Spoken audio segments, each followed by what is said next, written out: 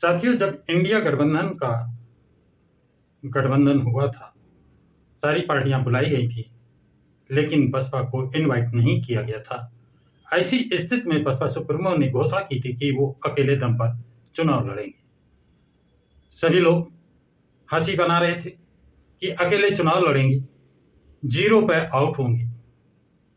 लेकिन वो iron lady पूर्व मुख्यमंत्री मायावती अपने पर विश्वास रखती हैं, अम्बेडकरवादी विचारधारा पर चलने वाली है और मनोहर काशीराम ने जो रास्ता दिखाया है उस पर चलकर उत्तर प्रदेश जैसे सूबे का 4 बार मुख्यमंत्री रहने का सौभाग्य उनको प्राप्त हुआ है।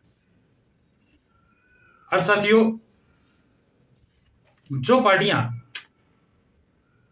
बसपा से दूरियां बना रही थी, उन पार्टियों का वोट ग्राफ अपने उनके कार्यों से नीचे गिरता चला जा रहा है और बसपा का वोट ग्राफ दिन दूना रात चौगुना बढ़ता चला जा रहा है। उदाहरण के लिए, जो पश्चिमी उत्तर प्रदेश में 8 जिलों में चुनाव संपन्न हुए हैं, उसमें मीडिया की रिपोर्ट के अनुसार आज 8 में से 6 सीटें तो बसपा जीत ही रही है और 2 में संघर्ष है। 2 में भी जीत सकती है, ऐसा अनुमान लगाया जाता है। और बसपा की इस जीत से बसपा जहां उत्साहित है, वहीं समाजवादी पार्टी और कांग्रेस का मनोबल डाउन है, गिर गया है। और इसके कारण वो बसपा के उम्मीदवारों का नामांकन कैंसिल कराने की जुगाड़ लगा रहे हैं। जीता जागता उदाहरण बरेली में मिला। समाजवादी पार्टी के उम्मीदवार ने बसपा के उम्मीदवार सैयद आबिद रजा का नामांकन कैंसिल करा दिया। इन्होंने एक अपना उम्मीदवार, इनका सहयोगी उम्मीदवार फर्जी कागजों के साथ उसका नामांकन अंतिम समय में कराया और निर्वाचन अधिकारी ने अधिकृत प्रत्याशी सैयद आबिद रजा का नामांकन कैंसिल कर दिया और जो फर्जी उम्मीदवार बना था उसका नामांकन वैध माना। सैयद आबिद रजा को इस चीज की जानकारी मिलते ही उन्होंने जिले के पदाधिकारियों से और सब ने मिलकर बसपा सुप्रीमो से संपर्क किया। बसपा सुप्रीमो ने जिला निर्वाचन अधिकारी को लेटर जारी किया कि मैंने सिर्फ सैयद आबिद रजा को अपना प्रत्याशी घोषित किया है, उसी के पक्ष में लेटर जारी किया है। अन्य कोई अगर मेरे नाम से, मेरे हस्ताक्षर से लेटर लाता है तो वो फर्जी है, उसके खिलाफ कानूनी कार्रवाई की जाए। इतना ही नहीं, इसके बाद वीडियो कॉन्फ्रेंसिंग पर भी बसपा सुप्रीमो ने जिला निर्वाचन अधिकारी को उपरोक्त तथ्यों से अवगत कराया। परिणाम स्वरूप सैयद आबिद रजा का नामांकन वैध घोषित किया गया और जिसने फर्जी वाड़ा किया था उसका अवैध घोषित हुआ।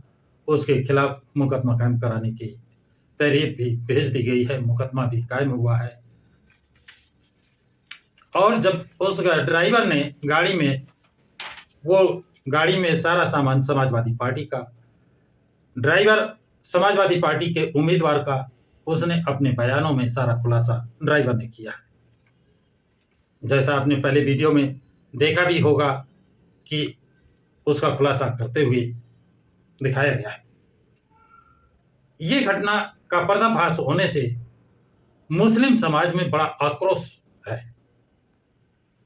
कि एक तो समाजवादी पार्टी ने मुस्लिम समाज को टिकट नहीं दिया और बसपा ने यदि टिकट दिए हैं तो उनका टिकट कैंसिल कराने का काम समाजवादी पार्टी ने किया है। तो अब जगह जगह पर मुसलमान मीटिंग कर रहे हैं और उन्होंने ठाना है समाजवादी पार्टी को सबक सिखाना है। मुसलमानों ने ठाना है समाजवादी पार्टी को सबक सिखाना है। ऐसा नारा चल रहा है कि एक तो प्रतिनिधित्व न दे और जो प्रतिनिधित्व दे उसको आप बर्दाश्त न करें। कांग्रेस का ढुलमुल रवैया, अब जो कांग्रेस इस चुनाव में ये भी बड़ी स्पष्ट स्थिति हो चुकी है कि समाजवादी पार्टी के साथ जो ओबीसी और एससी के लोग 2022 में चुनाव लड़े थे, उनमें से ओम प्रकाश राजभर, तारा सिंह चौहान, संजय निषाद, संजय चौहान, धर्म सिंह सैनी, जयंत चौधरी, स्वामी प्रसाद मौर्य, पल्लवी पटेल, के गौतम, केशवदेव मौर्य आदि आदि नेता समाजवादी पार्टी छोड़कर चले गए। ऐसी स्थिति में समाजवादी पार्टी का करीब 10-12% वोट घट गया है। उसकी भरपाई कहां करेंगे? इन्होंने जो पीडीए का नारा दिया है, पिछड़ा इनको छोड़कर चला गया है, कोई पिछड़ा और नेता इनके साथ नहीं है सिर्फ यादव के अलावा। मुस्लिम इनसे दूरियां बना रहा है, दलित इनको स्वीकार नहीं है। बसपा के लिए इन्होंने कहा था कि ये कांग्रेस को चेतावनी दी थी, ये बसपा को साथ लेते हैं हम अलग हो जाएंगे। तो ना इनके साथ ओबीसी है, ना इनके साथ दलित है और ना अल्पसंख्यक मुस्लिम है। अब ऐसी स्थिति में समाजवादी पार्टी का क्या खाता खुल पाएगा? और रही जो कसर थी उसे इन्होंने आबिद रजा का पर्चा कैंसिल करा करके उसकी पूर्ति कर दी है।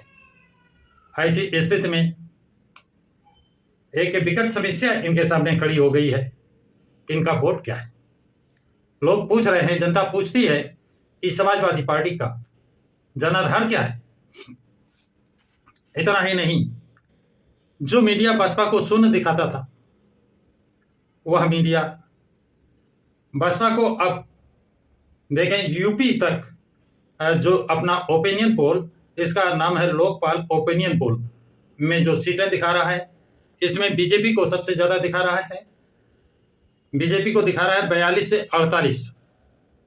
सेकंड नंबर पे बसपा है, बसपा को दिखा रहा है 22 से 28 और इंडिया गठबंधन को दिखा रहा है 6 से 10। ये आप देख सकते हैं, ये आप देखें, अच्छी तरह से देखें। और ये भी माना जा रहा है, अभी तो पहले चरण का चुनाव हुआ है, इसमें इतनी बौखलाहट।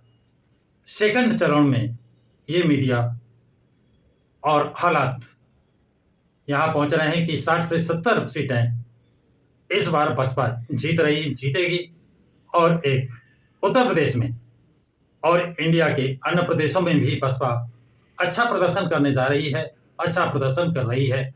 वहां पर भी कई सीटें जीतने वाली है। तो मीडिया का बोल और एग्जिट पोल दोनों के रिपोर्टें बदल गए। शून्य बताने वाले बसपा को 22 से 28 सीटें पहले ही चरण में देने लगे हैं। ये बसपा की बहुत बड़ी जीत है, बहुत बड़ी जीत है। तो साथियों, इंडिया गठबंधन के पास वोट नहीं है।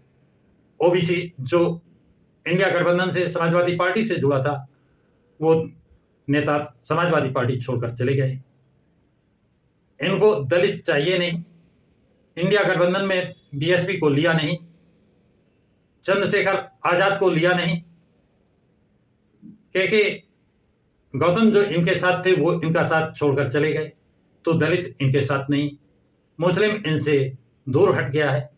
वोट क्या है, इस बात को जनता समझ रही है और वो एक मुश्त बसपा को जिताने के मूड में आ चुकी है और बसपा के पक्ष में बम्पर वोटिंग भी हो रही है।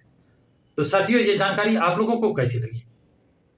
कमेंट्स बॉक्स में अपना कमेंट्स जरूर लिखें, जिससे मुझे ये जानकारी मिल सके कि ये जनता क्या चाहती है, हमारे श्रोता क्या चाहते हैं।